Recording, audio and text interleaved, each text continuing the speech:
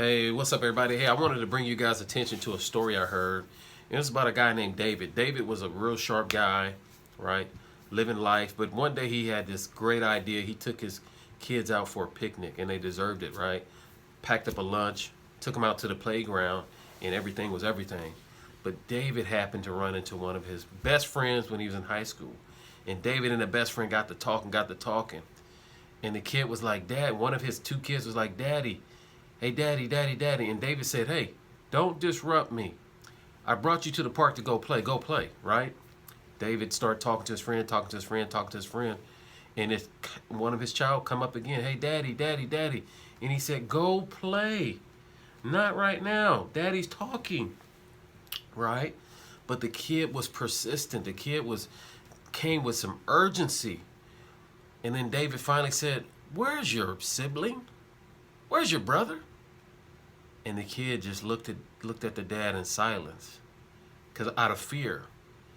And the kid just looked at Dad, and Dad said, where's your brother? And the kid pointed. He pointed towards a river that was next to the park.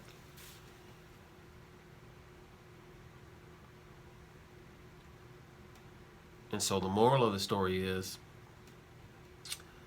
folks like myself who are in the industry, who see the numbers, who know what is going on, have been knocking on the door, sending out the text, sending out the emails, dialing the phone numbers, trying to get into the homes of the unsuspecting middle Americans who are going to pay an unfathomable amount of pain in the future.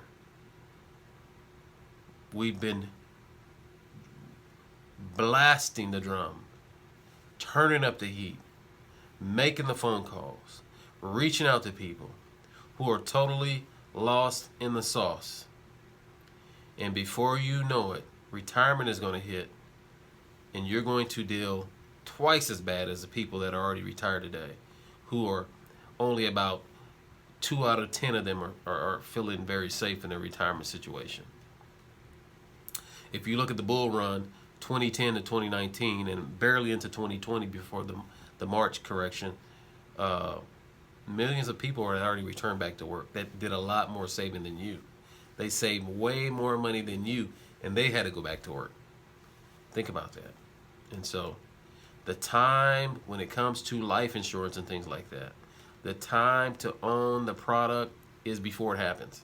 You don't wait till you have a heart attack, or you get diagnosed with cancer, or you have a stroke, or ALS, any of these things, super duper complicated diabetic problems, right?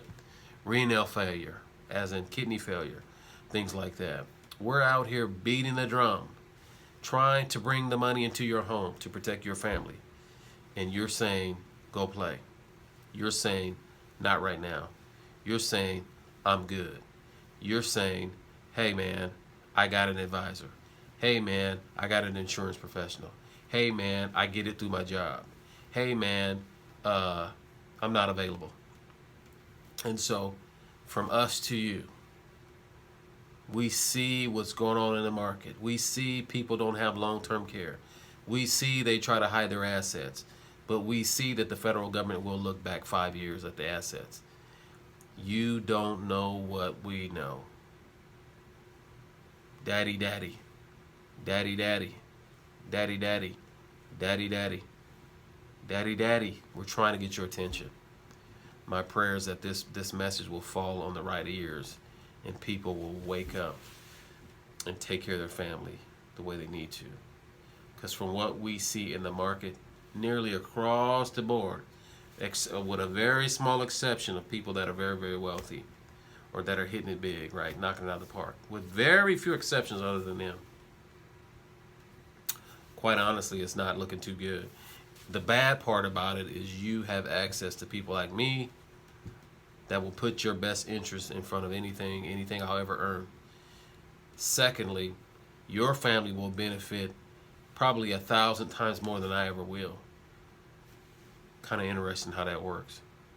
Hey, let's catch up. No, but let's catch up on the real stuff that you need to take care of, right? It's Byron. I'm out.